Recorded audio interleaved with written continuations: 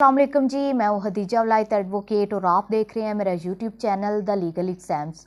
आज के इस लेक्चर में हम लोग इंजंक्शन और इंजंक्शन की टाइप्स को डिस्कस करेंगे। उसके बाद देखेंगे कि इंजंक्शन का ऑब्जेक्ट या पर्पस क्या है, क्यों जो कोर्ट है वो इंजंक्शन ग्रांट करती है। तो सबसे पहले इसकी रेलिवेंट प्रोविजंस को देख लेते हैं। जो स्पेसिफिक रिलीफ एक्ट है उसका सेक्शन 52 से लेके 57 तक इसकी रेलिवेंट प्रोविजंस हैं। उसके बाद जो आर्डर 39 रूल 1 और 2 है CPC का, ये इससे रेलिवेंट है। तो सबसे पहले इंजंक्शन का मीनिंग देख लेते हैं। Injunction means judicial process by which a person is restrained from invading or threatening to invade the legal and equitable right of another person.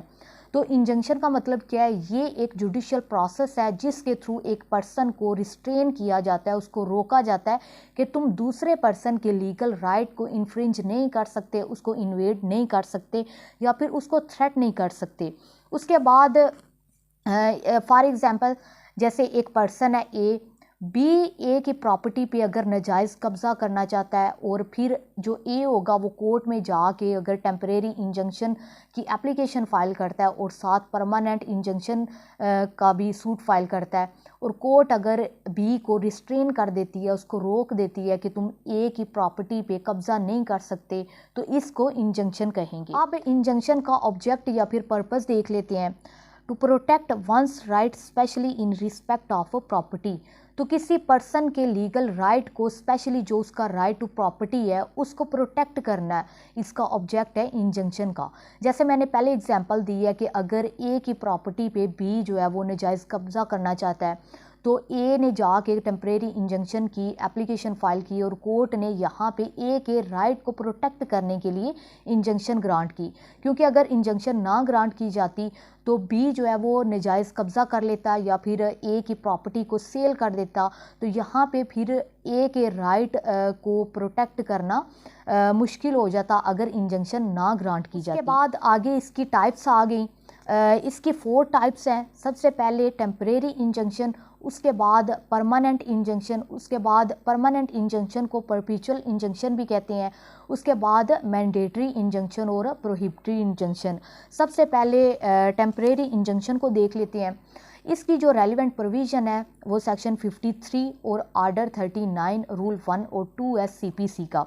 उसके बाद जो टेम्परेरी इंजंक्शन है इसको उर्दू में हुक्म इम्तनाई आर्जी भी कहते हैं। आप इसकी डेफिनेशन को देख लेते हैं। Temporary injunction are those injunction that for a specific period or till the further order of the court they may be granted at any stage of the suit.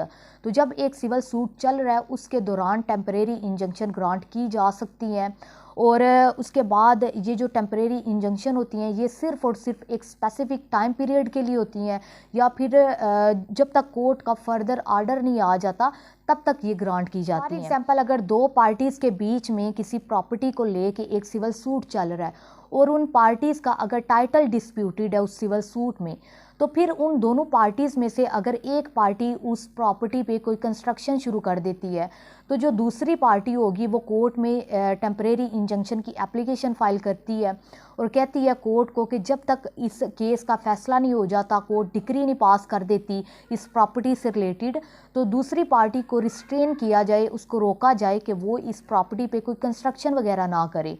तो फिर अगर कोर्ट टेम्परेरी इंजंक्शन ग्रांट कर देती है और parties को restrain कर देती है कि जब तक डिक्री पास नहीं हो जाती तब तक कोई भी पार्टी इस प्रॉपर्टी पे कंस्ट्रक्शन ना करे या फिर इसको फर्दर ट्रांसफ़र ना करे, तो ये आप लोगों ने देखा कि ये जो कोर्ट ने टेम्परेरी इंजंक्शन ग्रांट की हैं वो सिर्फ़ और सिर्फ जब तक कोर्ट डिक्री नहीं पास कर देती उतने टाइम पीरियड तक है। तो इसका मतलब हो गया कि ये जो टेम्परेरी इंजंक्शन है वो एक स्पेसिफिक टाइम पीरियड के लिए होती हैं या फिर जब तक कोर्ट फर्दर ऑर्डर नहीं पास कर देती। अब इसका क्या मतलब है कि जब तक कोर्ट जो है वो नेक्स्ट ऑर्डर फर्दर ऑर्डर नहीं पास कर देती।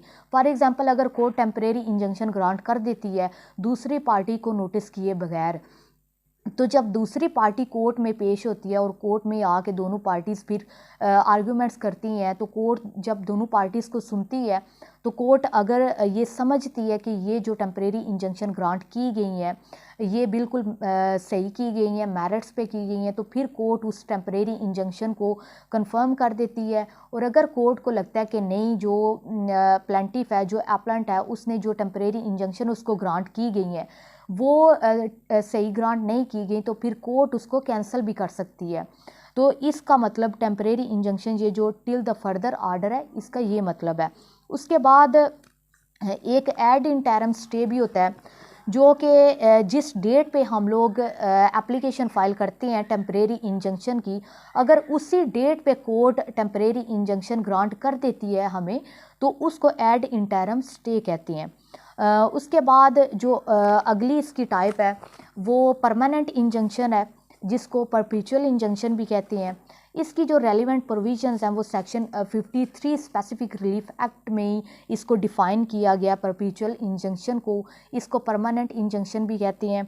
उसके बाद उर्दू में इसको हुक्म इम्तनाई दुआमी कहेंगे। अब ये कब ग्रांट की जाती हैं? A perpetual injunction can only be granted by the decree made at the hearing and upon the merits of the suit. तो जो परपेचुअल इंजंक्शन ग्रांट करती है कोर्ट, वो इश्यूज़ फ्रेम करने के बाद, एविडेंस रिकॉर्ड करने के बाद, दोनों पार्टीज़ को सुनने के बाद, मेरिट्स पे जाके जब डिक्री पास करती है, तो डिक्री के थ्रू ये परपेचुअल इंजंक्शन जो है वो ग्रांट की जाती हैं।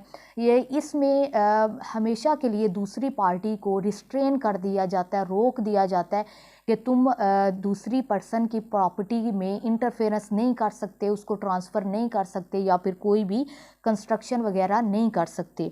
उसके बाद अगर इन दोनों के डिफरेंस की बात की जाए, टेम्परेरी इंजंक्शन और परमानेंट इंजंक्शन की, तो जो टेम्परेरी इंजंक्शन होती है वो सिर्फ और सिर्फ स्पेसिफिक टाइम पीरियड के लिए होती है, लेकिन जो परमानेंट इंजंक्शन होती है उसमें हमेशा के लिए दूसरी पार्टी को रिस्ट्रेन कर दिया जाता है। उसके बाद जो अगला डिफरेंस है, जो टेम्परेरी इंजंक्शन होती हैं वो जब एक सिविल सूट चल रहा होता है तो during the pendency of the case court temporary injunction grant करती है। अभी केस जो है वो डिस्पोज ऑफ नहीं होता।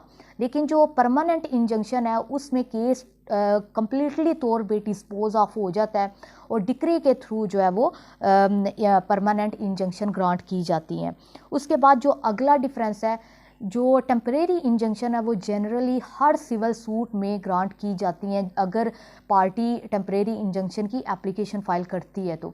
लेकिन जो परमानेंट इंजंक्शन है उसके लिए जो सेक्शन 54 है स्पेसिफिक रिलीफ एक्ट का, उसमें जो ग्राउंड्स बताई गई हैं, उसमें जो प्रिंसिपल बताई गई हैं, उन प्रिंसिपल्स पे ही जब एक परमानेंट इंजंक्शन का सूट फाइल किया जाता है तो कोर्ट दोनों पार्टीज़ पे इशू फ्रेम करने के बाद, एविडेंस रिकॉर्ड करने के बाद, दोनों पार्टीज़ को सुनने के बाद फिर एक डिक्री पास करती है और फिर उन्हीं ग्राउंड्स पे जो सेक्शन 54 में बताई गई हैं उन्हीं ग्राउंड्स पे ये परमानेंट इंजंक्शन ग्रांट की जाती है। अब मैंडेटरी इंजंक्शन इसकी अगली टाइप है। मैंडेटरी इंजंक्शन के थ्रू कोर्ट जो है वो डायरेक्शन इशू करती है।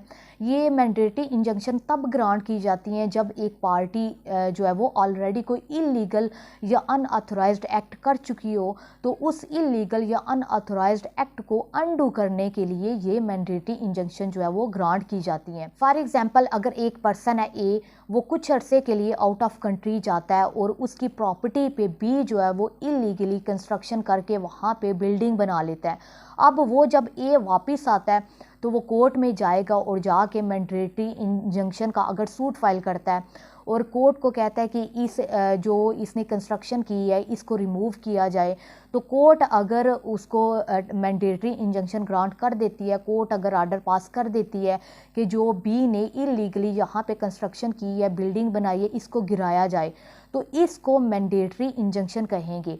यहाँ पे कोर्ट ने जो इसने बी ने इलीगल एक्ट की है, अनऑथराइज्ड एक्ट की है ए की प्रॉपर्टी पे कंस्ट्रक्शन करके, उसको यहाँ पे मैंडेटरी इंजंक्शन के थ्रू अनडू किया जा रहा है उसके एक्ट को। अब इसकी जो लास्ट टाइप है वो प्रोहिबिटरी इंजंक्शन है, जिसको डिफाइन किया गया है सेक्शन 55 स्पेसिफिक रिलीफ एक्ट में। उसमें कह रहे हैं कि an injunction granted by the court to prevent the breach of an obligation.